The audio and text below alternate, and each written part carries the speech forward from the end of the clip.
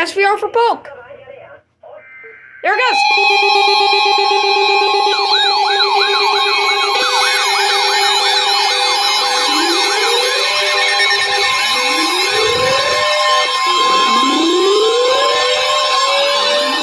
The National Weather Service in Ruskin has issued a severe thunderstorm warning for Central Polk County and Central Florida until 3 p.m. Eastern Daylight Time.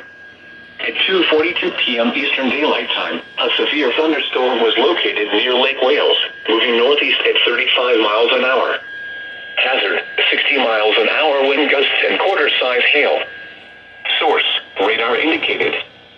Impact, hail damage to vehicles is expected.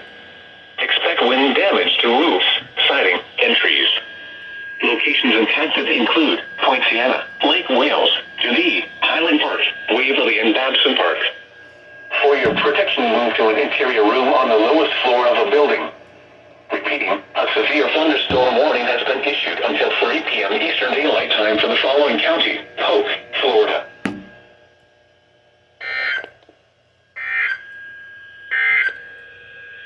These are the 2 p.m. observations for the Did not local do the area. Spanish ID because they're already in severe weather mode.